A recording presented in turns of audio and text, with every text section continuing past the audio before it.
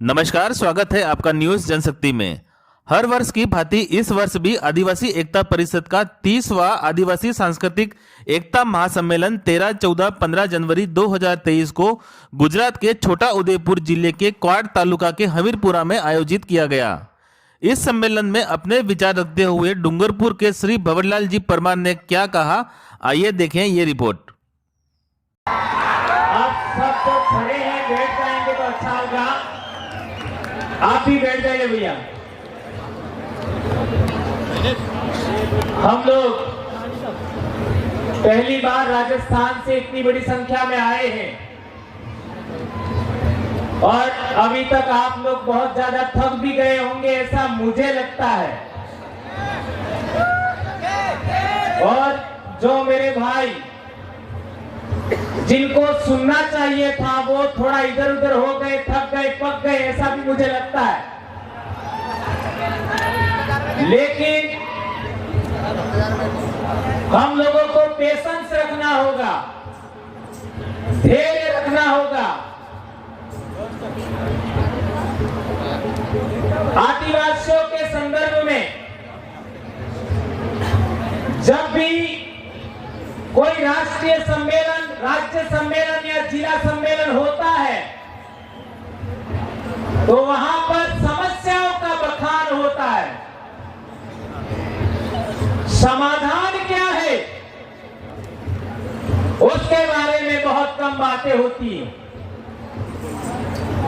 ये बात मुझे लगता है कुछ लोगों को अच्छा नहीं भी लगे, लेकिन किसी भी समस्या के समाधान के लिए मीठी गोली आज तक किसी बीमारी के लिए नहीं बनी। इंजेक्शन भी लगाना है तो दर्द होगा, गोली भी खानी है तो कड़वी लगेगी। और मैं कड़वी ही बात बोलने के लिए जाना जाता हूं। तो क्या थोड़ा सा इंजेक्शन सहन करने लायक है आप? धन्यवाद। अब हमने देखा 5 जनवरी 2011 सुप्रीम कोर्ट के जजमेंट ने कहा कि 6000 साल से आदिवासियों के साथ शोषण, दमन, उत्पीड़न हो रहा है। तो क्या हम अगले 6000 साल के लिए तैयार हैं?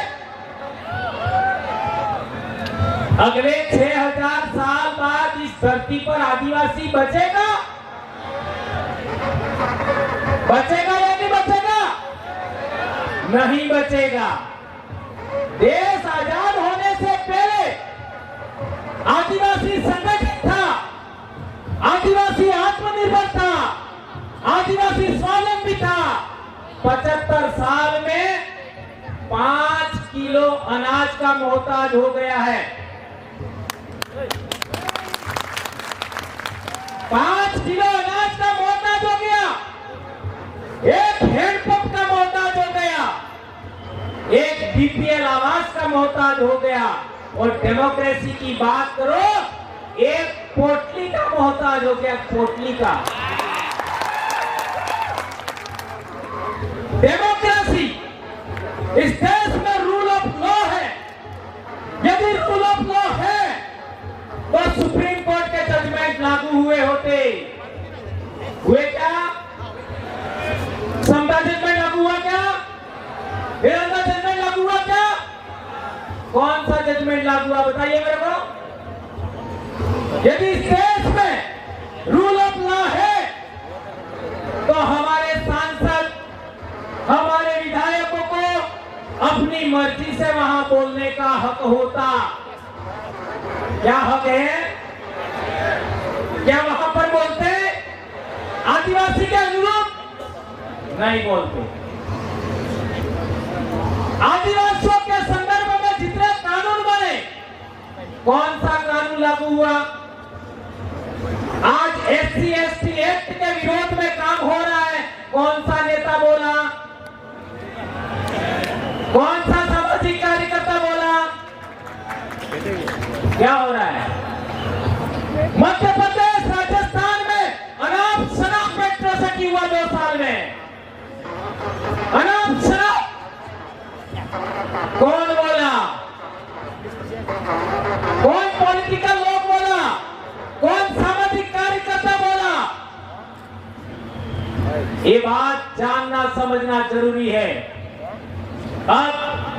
लोकतंत्र के 4 पिलर माने जाते हैं। आज न्यायपालिका के ऊपर एक समाज का कब्जा है। एम आई राइट? क्या गलत है? गलत है तो मैं बैठ जाऊंगा अभी। मीडिया हाउस पर दूसरा पिलर, मीडिया हाउस पर एक ही समाज का कब्जा है। जिसका न्यायपालिका में कब्जा है उसी का मीडिया हाउस पर कब्जा है। एम आई राइट? तीसरा कार्यपालिका, 79% कार्यपालिका पर एक ही समाज का आज की तारीख में कब्जा है। क्या ये बात गलत है, राइट है? चौथा बचा व्यवस्थापिका। तो आदिवासी ने निर्णय करके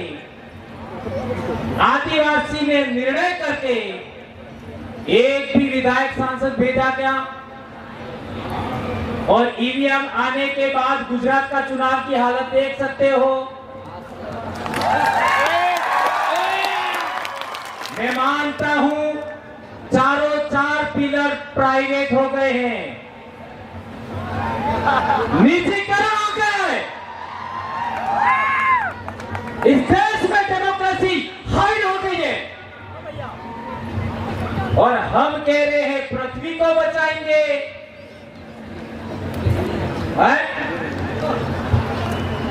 अरे भैया हम तो बच ले। इसका मतलब ये नहीं है कि ये जीवन मूल्य का कोई मोल नहीं है। ये जीवन मूल्य हमारी जान से प्यारा है कि पृथ्वी को बचाना चाहिए। ये पूरे जीव जगत का मसला है, इसको हम नकार नहीं सकते। उसको सर आंखों पर रखते हैं हम लोग। लेकिन इधर भी तो देख लीजिए, वो मुर्गी क्या कर रही है? क्या कर रही है मुर्गी? मुर्गी गुस्से में आई है कि नहीं आई है? तो आदिवासियों का गुस्सा कब आएगा? 6000 साल से गुस्सा नहीं आया।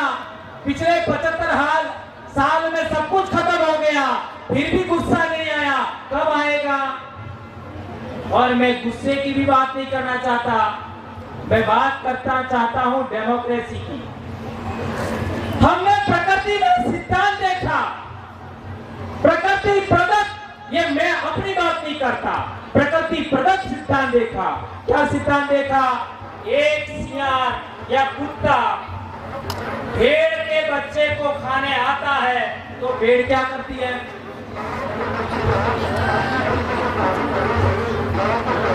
सबसे भोला जीव माना जाता है भेड़, सबसे भोला जीव। तो वो भेड़ भी सियार या कुत्ते के सामने लड़ने के लिए तैयार होती है। यह अनपढ़ आदिवासियों ने जाना था, सीखा था। हम पढ़े लिखे लोगों ने इससे कोई सबक सीखा क्या? सीखा क्या? नहीं सीखा।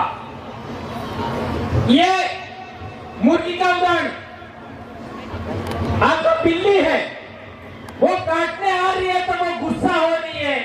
और मेरे भाई पेंटर गोसा जी ने पृथ्वी को भी गुस्से में दिखाया है।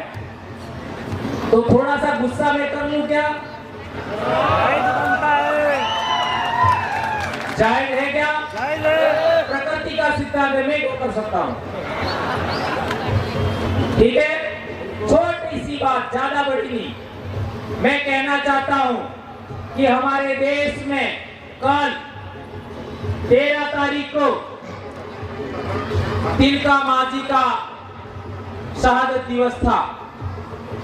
तिलका मांझी ने जो आंदोलन लड़ा, क्या वो आंदोलन आदिवासी नेतृत्व में था या नॉन ट्राइबल के नेतृत्व में था? स्वतंत्र आंदोलन था, ट्राइबल के नेतृत्व में, तिलका मांझी के नेतृत्व में स्वतंत्र आंदोलन था। दूसरी बात, उसी के बाद में बिरसा मुंडा का आंदोलन हुआ, वो भी स्वतंत्र आदिवासी लीडर के नेतृत्व में आंदोलन था। सही है गलत है? इधर नायक आंदोलन देख लीजिए पंचमहाल का, ये छोटा उदयपुर के पास में 1868 का, वो भी जोरिया परमेश्वर और रूप सिंह नायक के नेतृत्व में स्वतंत्र आंदोलन था। इधर भीमा नायक का आंदोलन देख लीजिए, वो आंदोलन भी आदिवासियों का स्वतंत्र था, किसी दूसरे के नेतृत्व में नहीं था। टंट्या भील का आंदोलन देख लीजिए, वो भी स्वतंत्र आंदोलन था। स्वतंत्र आदिवासियों के नेतृत्व में आंदोलन होने की वजह से हमको हक अधिकार मिले।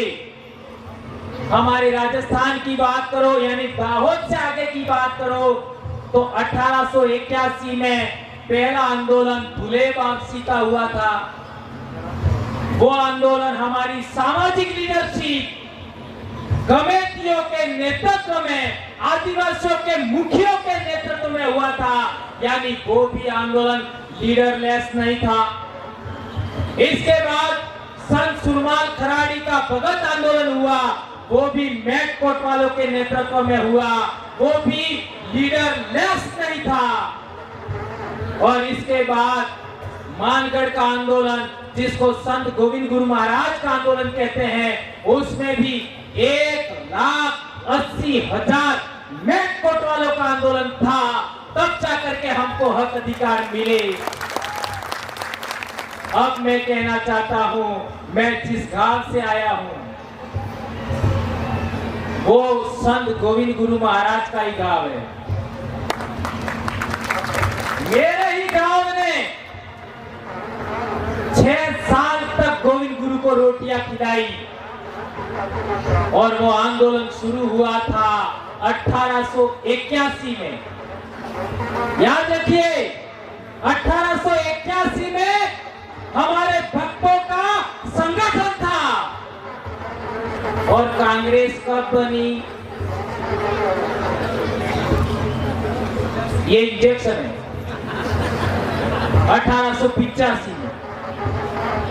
तो आदिवासियों की लीडरशिप है, वो सीनियर है और कांग्रेस जूनियर है। आदिवासियों की लीडरशिप सीनियर है, कांग्रेस जूनियर है।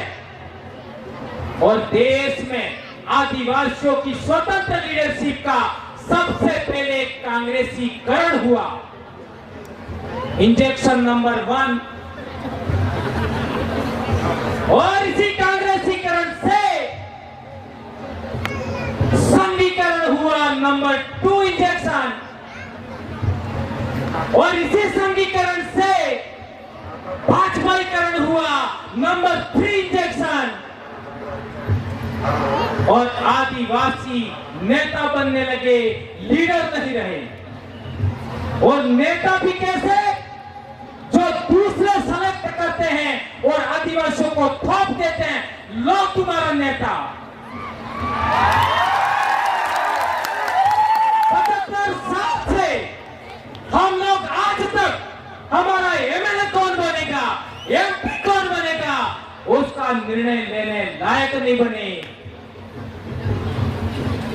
इस देश में सबसे लायक कोई कौम है, आदिवासी है।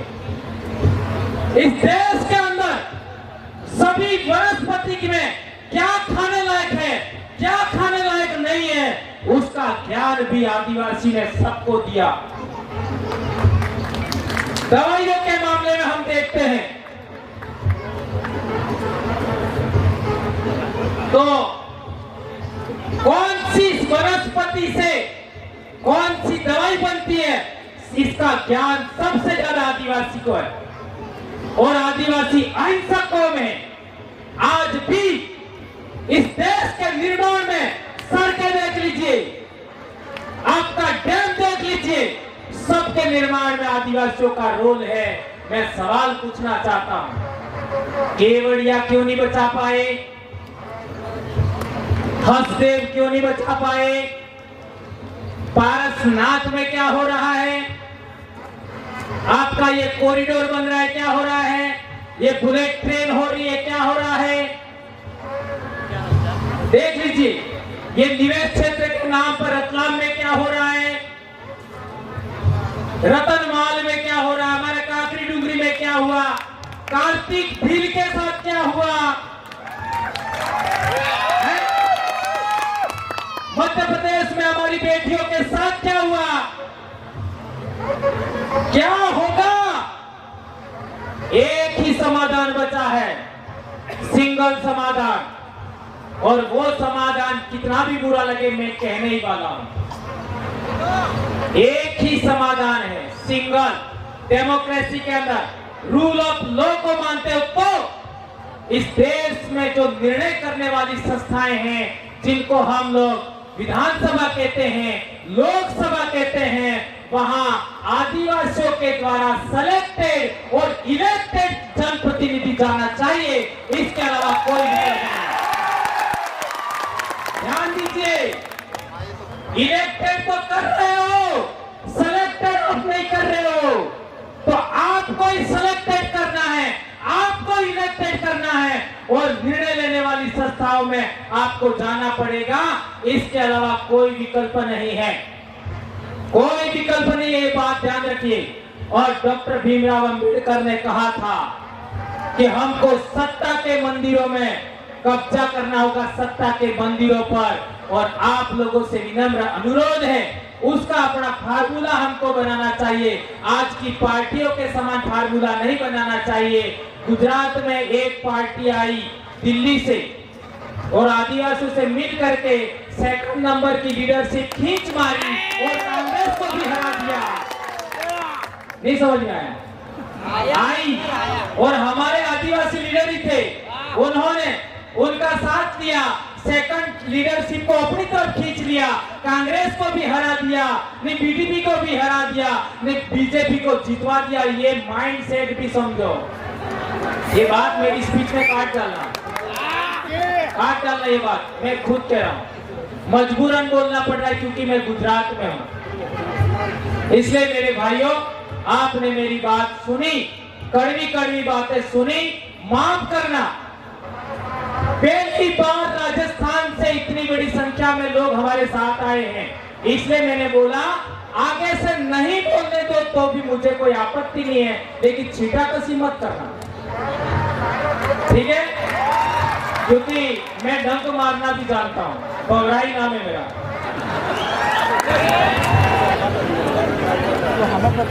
जोहार, बहुत बहुत शुक्रिया।